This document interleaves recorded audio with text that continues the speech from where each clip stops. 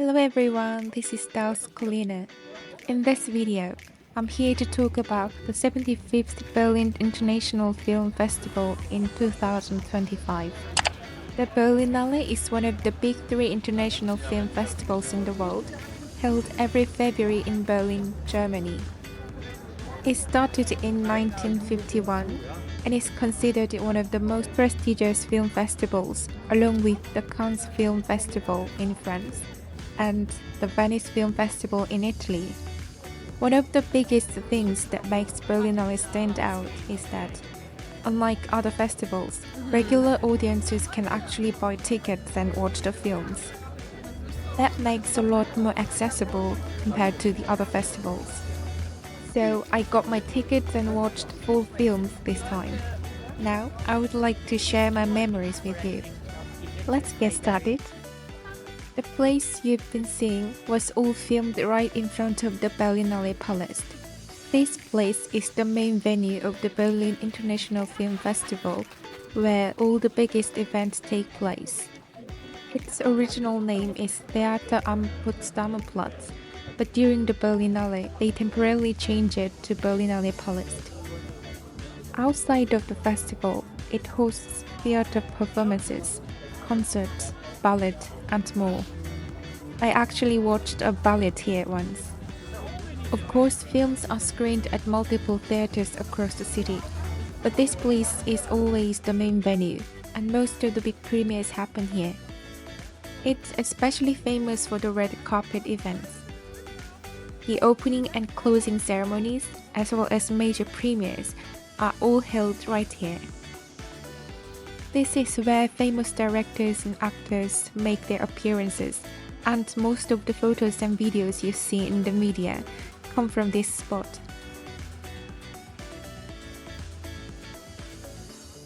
At this moment, I was on my way to watch a movie called The Ice Tower.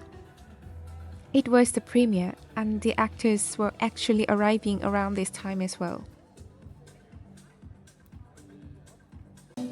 Do you see the cars coming inside? Those are the cars taking actors to this place.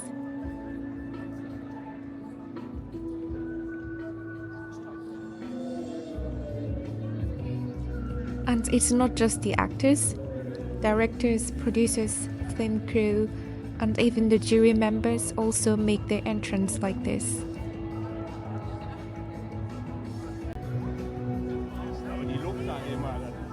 There, German actor August Diehl arrived.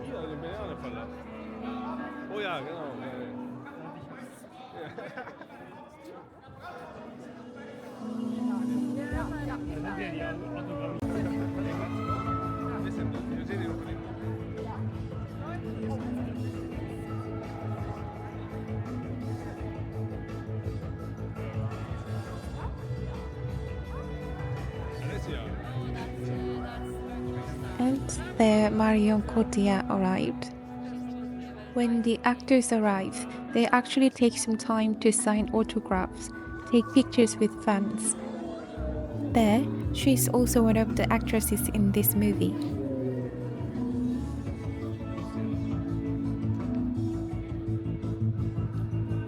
Now let's go inside.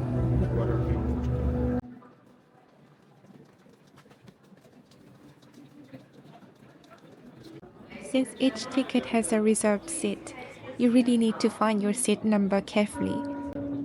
Seats are assigned randomly when you purchase a ticket.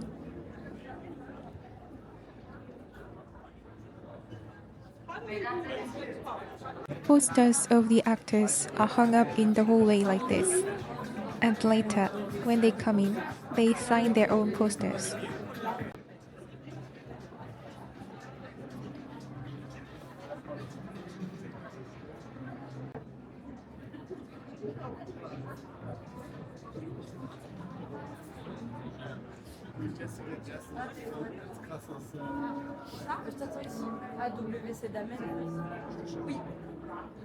There are also places to drink here and there.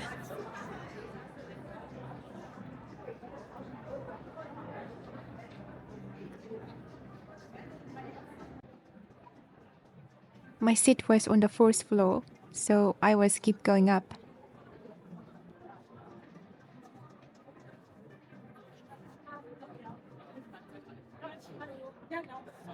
I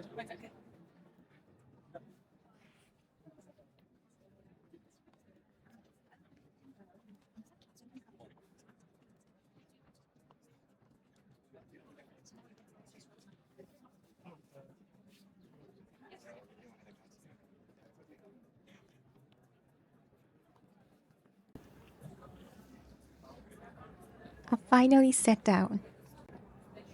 The multiple screens you see there show the current red carpet, as well as video from past Berlinale events.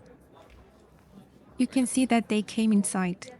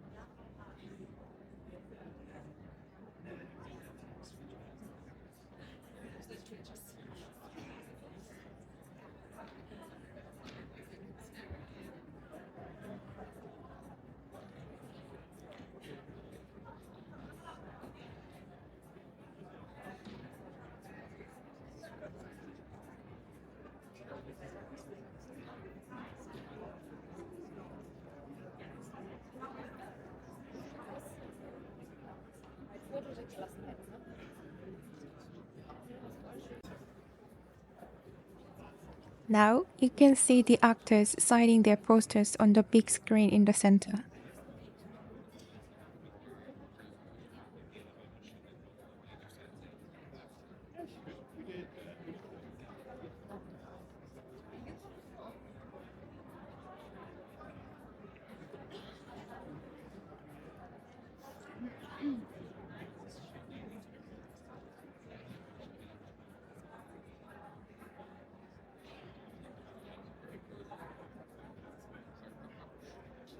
She's the director of the movie The Ice Tower.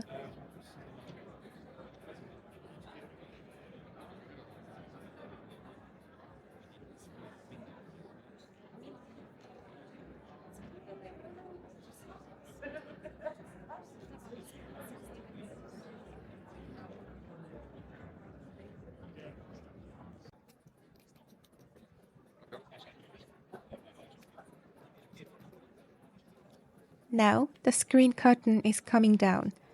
It's time for the actors to enter.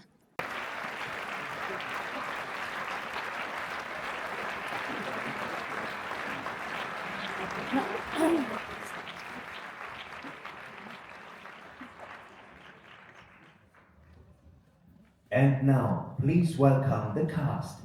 Dunya Zichov,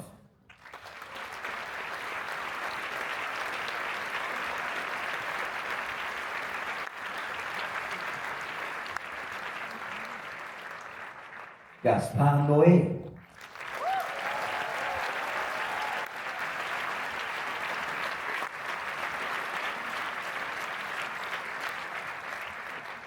August Thiel,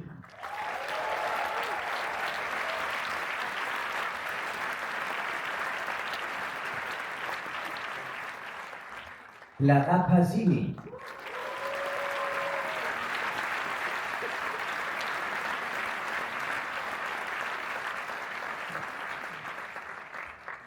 Marion Cotillard,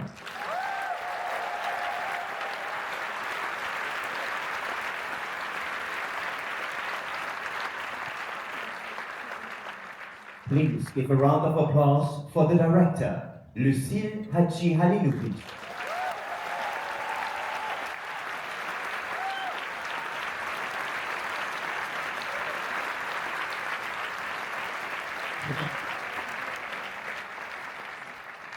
Vielen Dank.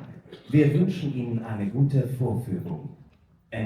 After the movie ends, the actors and the director come up to the stage for a short interview. Yes. Dunia, Gaspard, come, venez, s'il vous plaît. Jonathan, Nassim, Ken, Serge, Jeff, venez, s'il vous plaît. Take it, everyone is here, not everyone, but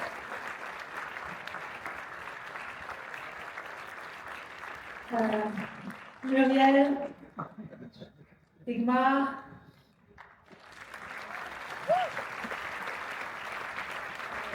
je ne sais pas si Laurence est là, si Laurence est là, bien.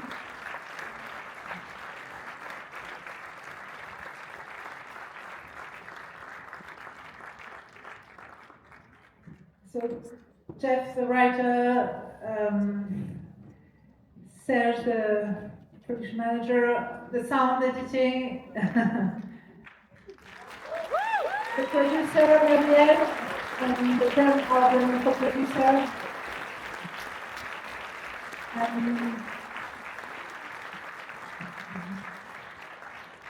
So, Lucille, congratulations. the editor, the DP, Jonathan, Nassim, the editor, the sound designer.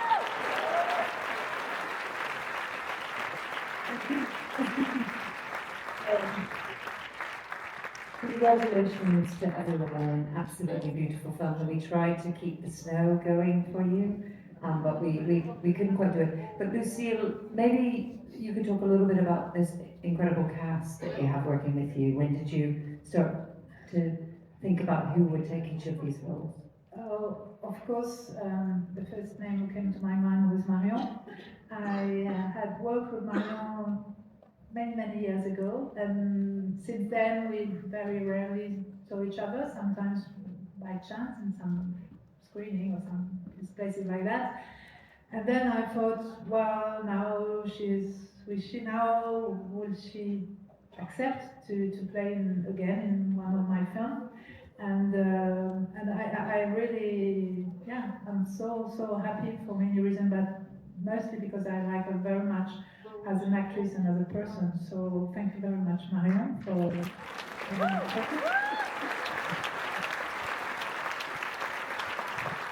And then Clara, I didn't know Clara before. So Clara is a very young actress, as you could see, and a great one.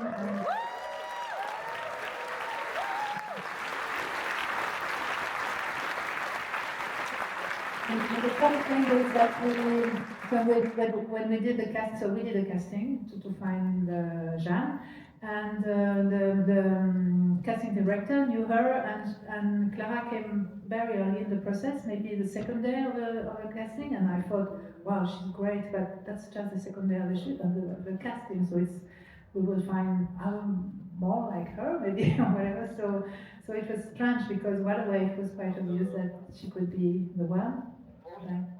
And then August, I was dreaming to work with him. I had thought of him for another film. Then it couldn't happen because it was a film I had to do in England with English actors, and I was very happy that he accepted this not so small part, but there are not so many scenes. But then the way you are, how you say, embody Max was, I think it's great. So thank you very much.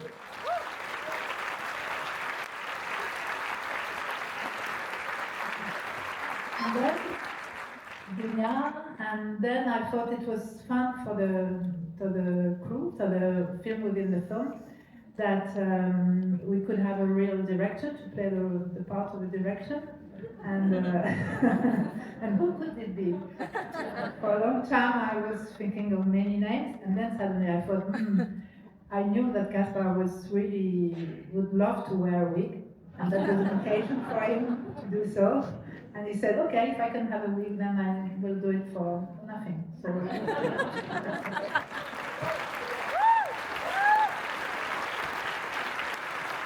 Good. Huge congratulations to you all for absolutely beautiful work. Actually, before the Ice Tower, I really wanted to attend the premiere of Mickey 17, but unfortunately I couldn't get a ticket. Instead, I managed to take videos of signed posters later on like this. I didn't get to watch the premiere, but I could still feel the hype outside the theater. Let me show you the intense red carpet scene from that moment. I couldn't go past the ticket checkpoint, so I was watching from the outside. But even from there, I could feel the huge excitement from the fans as they cheered for Robert Pattinson.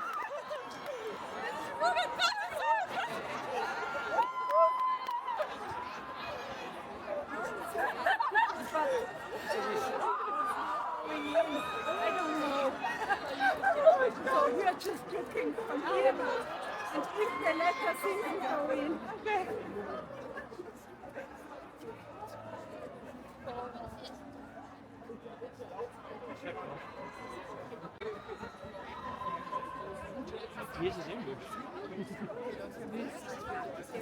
Es reicht mir jetzt. Nee, es reicht mir jetzt.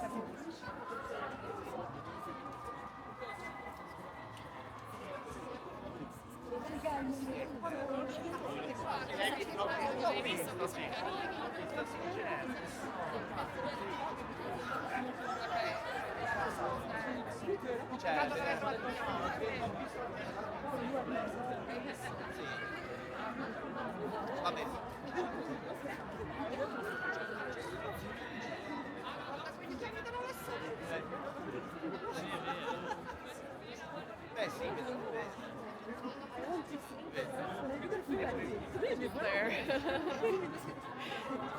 I only see screen.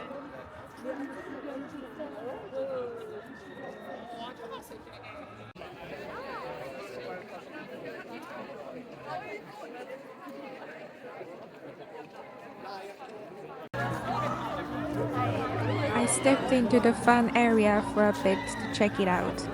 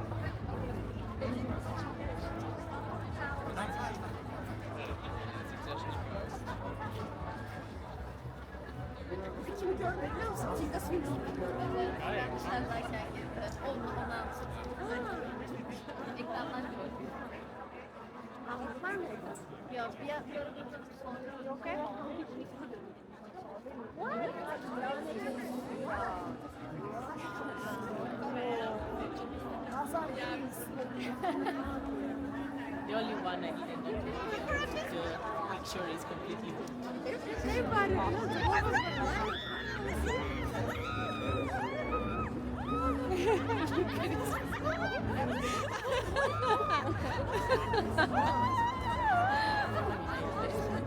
Yeah.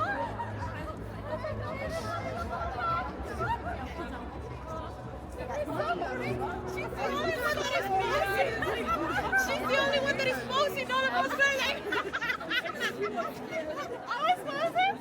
Oh yeah! Oh God, no, how can I move my head from there? Okay,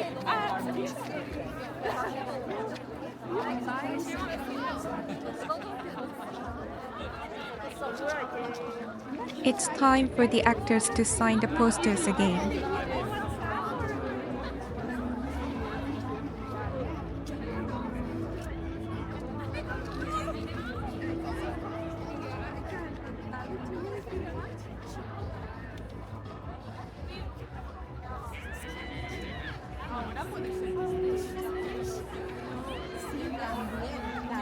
Pero creo que está aquí.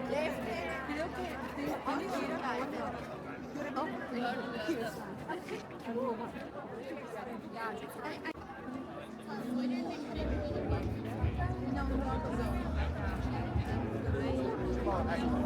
I can give you my number.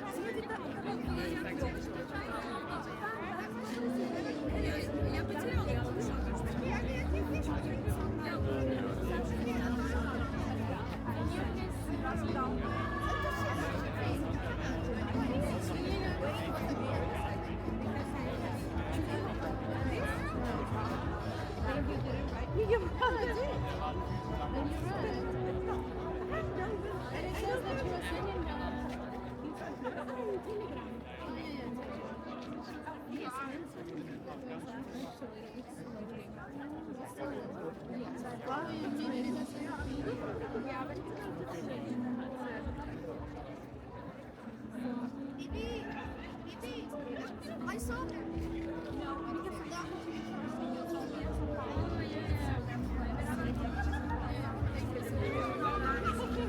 And photos too? Yeah, the photos that he took, but actually he took screenshots from. Yeah, I couldn't attend the premiere of Mickey 17, but luckily the next day I managed to get a ticket. So I got to watch it at a different theater. This is one of the main venues where Berlinale films are screened, but it's usually used as a concert hall. Occasionally, premieres are held here and stars make appearances as well.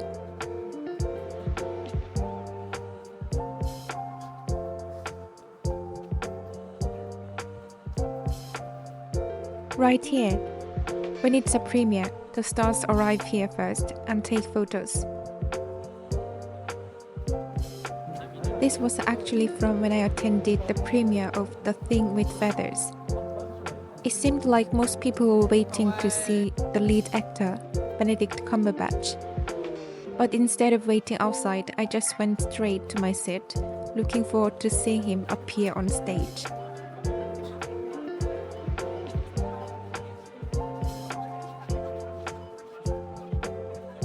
Unlike Berlinale Palace, this venue sells food and drinks, so you can eat and drink while watching the movie, just like in a regular cinema.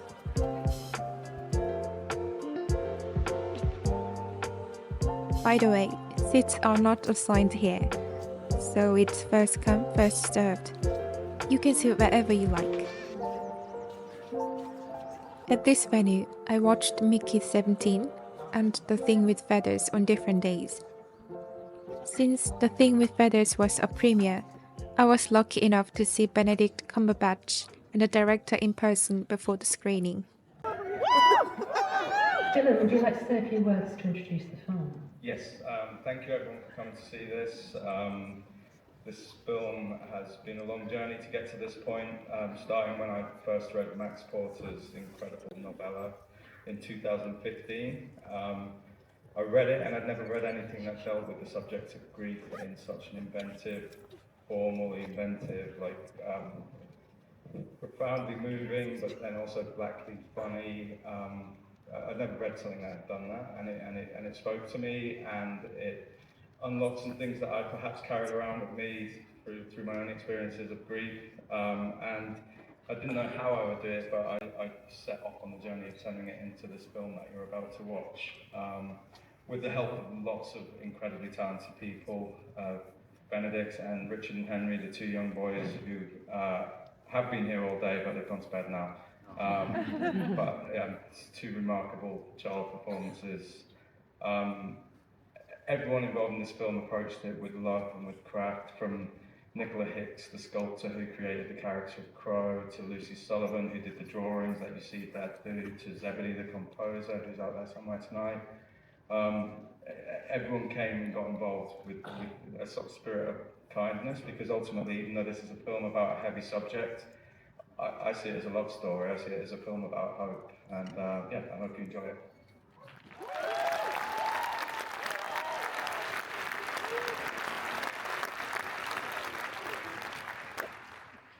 I can't stay because I'm filming tomorrow early in London, so I have to get home.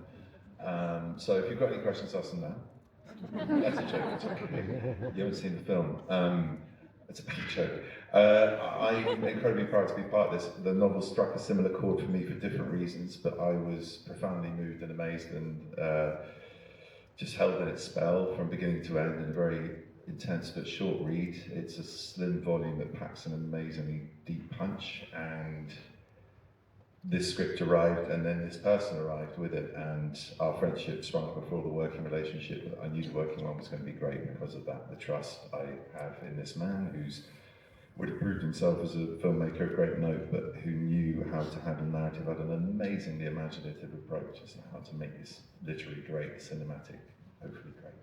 And it was a wonderful challenge, a really beautiful challenge. And you mentioned some of the crew, I think Phil and John Joe and Ben, our DOP, are in the audience tonight as well. And it was all of them, it was a family affair to be held by, doing the stuff that we were doing with kids and a guy in an animatronics crow suit and other things we should talk about at the end of the film perhaps. But to find its home here in the Berlin Biennale feels absolutely right. This is, you know, the home of some truly great European cinema, and it's a festival of great taste, and it feels like a real honour to be here tonight with our film, and we hope you like it. We feel very welcome to be at home here with you. Thank you.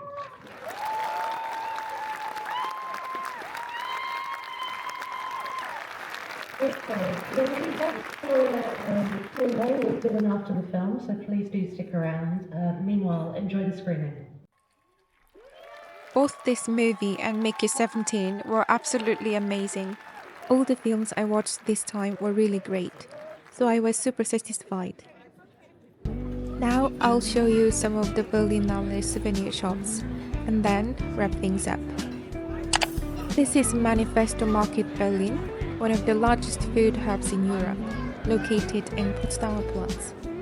It features 22 restaurants and 4 bars, offering a wide variety of international cuisines. It has a perks of a food court, where you can pick and choose from different dishes, and it also hosts regular cultural and entertainment events, making the experience even richer.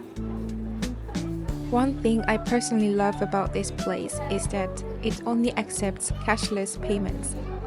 It's super convenient. I really hope the whole world moves in that direction soon.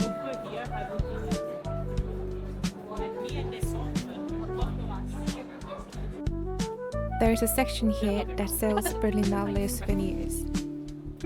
And it's right next to Berlinale Palace, so it's easy to access.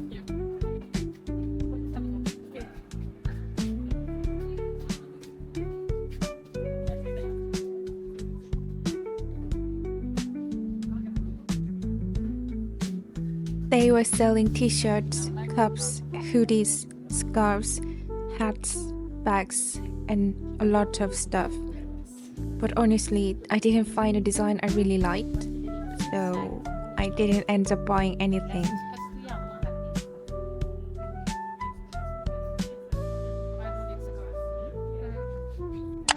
The famous Dussmann bookstore also has a section where they sell Berlinale merchandise. This place is near Friedrichstraße station. It seemed like they had a wider variety of Berlinale merchandise here, but I just browsed without buying anything.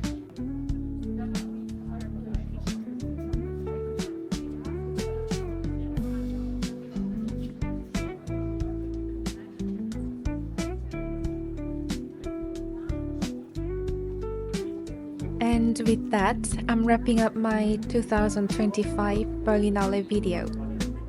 I absolutely love Berlinale for how it gives the public a chance to attend and experience the festival firsthand. Getting to watch so many amazing films and even see some actors in person made this such a special experience for me. I don't know if I'll have another chance to come back, but I really hope this won't be my last Berlinale. Thank you so much for watching, and I'll see you in the next video. Tschüssi!